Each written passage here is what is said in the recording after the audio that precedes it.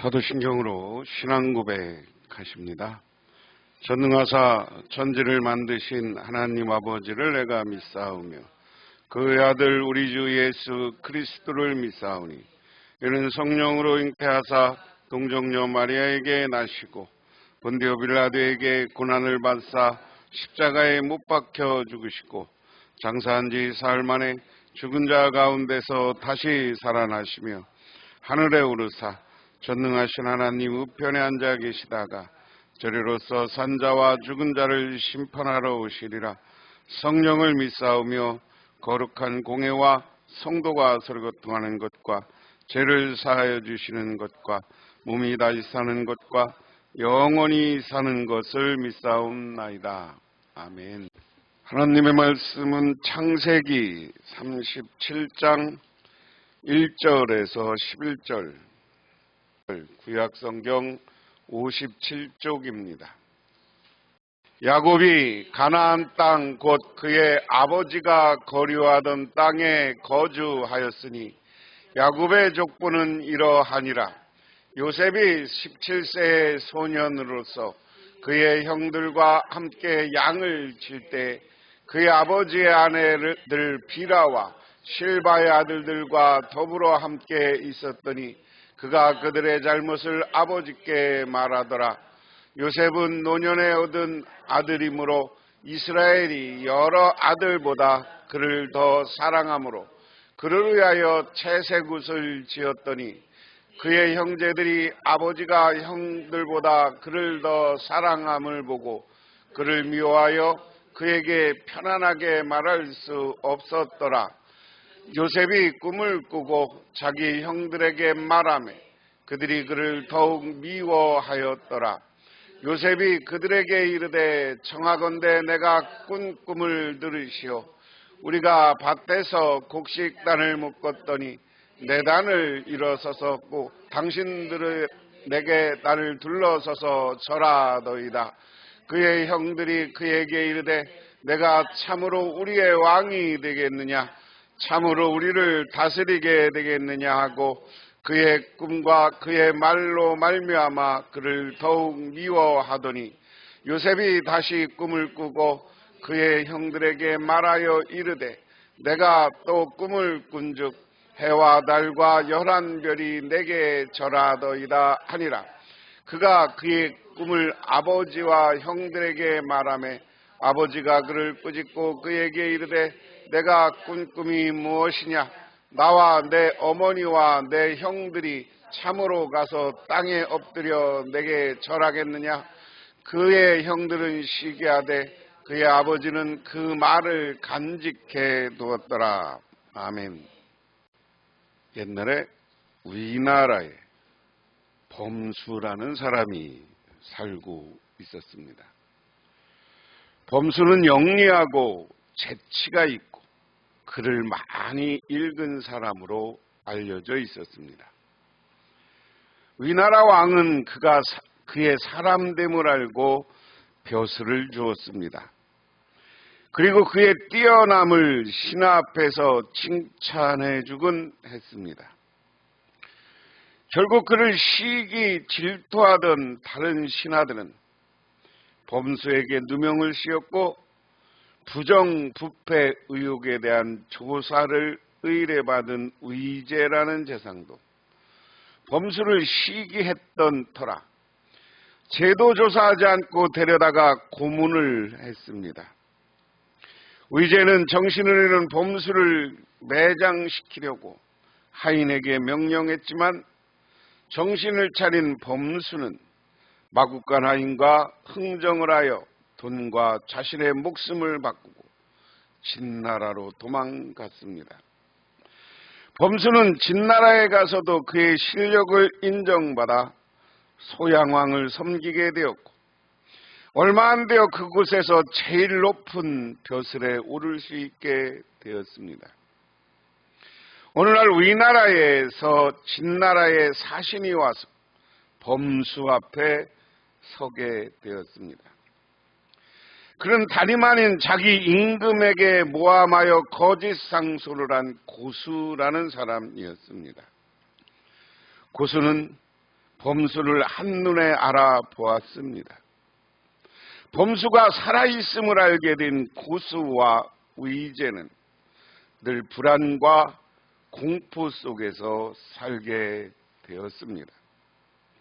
범수는 그들을 용서했으나 시기와 질투 때문에 거짓 상소를 하고 왕의 신복인 범수를 죽이려 했던 고수와 의제는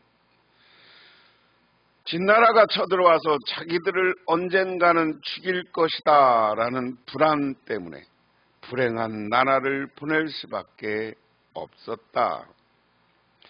시기와 질투와 미움은 다른 사람을 해칠 뿐만 아니라 자신을 해치고 불행하게 합니다. 그리하여 잠언 14장 30절에는 마음의 화평은 육신의 생명이나 시기는 뼈의 썩음이다 라고 말했습니다. 시기란 가장 천하고 원시적인 감정입니다. 이것을 다스리지 않고는 어떠한 평안도 얻을 수 없다 하는 겁니다. 오늘 구약성경 본문이 가장 시기하는 사람들의 이야기도 기록되어 있습니다. 오늘 말씀에 보면 형들이 요셉을 미워하고 시기하였다 하는 거예요. 오늘 1절 말씀에 야곱은 자기 아버지가 몸부쳐 살던 땅, 곧 가나안 땅에서 살았다 그랬습니다. 야곱의 아버지는 누구예요? 이삭이죠. 야곱의 아버지는 이삭이에요.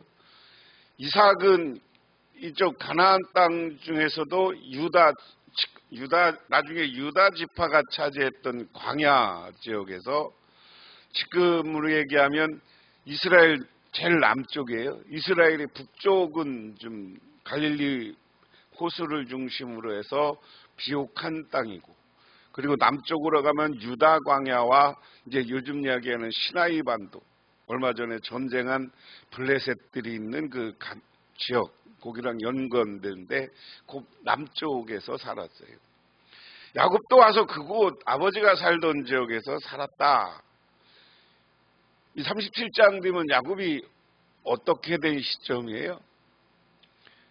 형의 장자권을 빼앗고 아버지 이삭을 속이고 그리고 자기 삼촌 집에 도망가서 거기서 여러 가지를 위해서 부자가 돼서 돌아온 시점, 아내도 넷이나 얻었고요. 그렇게 해서 돌아온 시점이에요. 그래서 돌아와서 어디에서 정착하냐? 아버지가 살던 곳에 정착해 살았다 그런 겁니다. 그 다음에 야곱의 역사는 이러하니라. 17살 된 요셉이 아버지의 첩들인 비라와 실바가 낳은 형들과 함께 양을 치는데 요셉은 형들의 허물을 아버지에게 일러 바치곤 하였다. 요셉이 형들의 과실을 아버지께 고한 것은 잘못된 일입니다. 동생의 입장에서 형들을 바로 하지 않을 때 그들에게 직접 말하기 어렵습니다. 그러므로 요셉은 그의 아버지에게 형들을 바로 세우도록 노력한 것이다. 우리는 이렇게 오늘 본문을 해석합니다. 만일 형들의 잘못을 고하지 않으면 아버지가 형들의 잘못을 알지 못하고 고쳐줄 수가 없었다. 그러므로 요셉이 형들을 진정으로 사랑하는 마음으로 요셉은 형들의 이야기를 아버지께 했다 하는 겁니다. 이것에 대한 반응이에요. 야곱이 아버지 집으로 돌아와서 사는데 그 형들이 잘못하고 자꾸만 양을 치는데 이상한 짓을 하고 하는 것, 그것을 아버지께 얘기했다는 거예요. 근데 그 심정은 잘못을 사람들은 고쳐야 되죠. 형들이 저러면 안 되는데 하는 마음 때문에 아버지에게 이야기한 것이다. 우리는 그렇게 이해해야 된다. 그 다음에 보면 이스라엘은 늘 늙음하게 요셉을 얻었으므로 다른 아들보다 요셉을 더 사랑하여서 개역성경에는 채색 옷 이렇게 얘기했고 오늘 보면은 화려한 옷을 지어 입혔다. 형들은 아버지가 그를 자기보다 더 사랑하는 것을 보고 요셉을 미워하여 그에게 말 한마디도 다정스럽게 하는 법이 없었다. 그래서 개역성경은 채세고 그들을 미워하여 시기하니까 미워하는 겁니다. 우리가 여러분 야곱이 요셉을 사랑한 이유는 두 가지예요. 야곱이 제일 사랑했던 아내가 라헬입니다. 라헬을 얻기 위해서 7년간 일했어요. 그런데 아버지가 그 언니 레아를 줬어요. 그래서 다시 7년 더 일을 하라니까 7년 더 일을 하고 약속하고 라헬을 얻습니다. 여러분 얼마나 사랑했으면 그렇게 장인 집에 가서 14년 동안 고생하면서 일했겠어요? 그런데 성경 속의 아이러니는 레아는 합방만 하면 아들들을 쑥쑥쑥쑥 낳아요.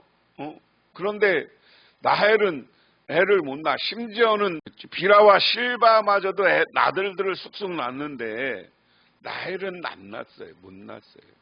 그래서 이 아들을 낳기 위해서 별일을 다 하죠. 그 당시에 이상한 민간요법도 쓰고 하는 일들을 합니다. 그래서 나이가 많아서 어렵사리 요셉을 구했어요. 요셉을 낳았어요. 요셉이 이때 나이를 17살이라고 해서 꽤 컸어요. 요셉의 제일 큰 형 같은 경우는 그 당시 결혼까지 했던 상태니까 얼마나 귀엽고 이뻤겠어요. 그래서 이뻐했다. 그러니까 그게 형님들이 보기에는 시기 질투의 마음이 있으니까 그를 미워하게 되는 거예요. 여러분 지금 얘기한 대로 아버지 입장에서 어머니를 라헬을 사랑했는데 그리고 늙음하게 저 아들을 낳았는데 우리가 봐도 이쁘겠지 하는 마음을 가질 수 있는 거잖아요. 바꿔놓고 생각하면. 그런데 우리 마음속에 미워하는 마음, 시기하는 마음, 질투하는 마음이 생기면 이 마음 때문에 다른 것이 안 보이는 겁니다. 현대를 살아가는 우리들에게도 마찬가지예요.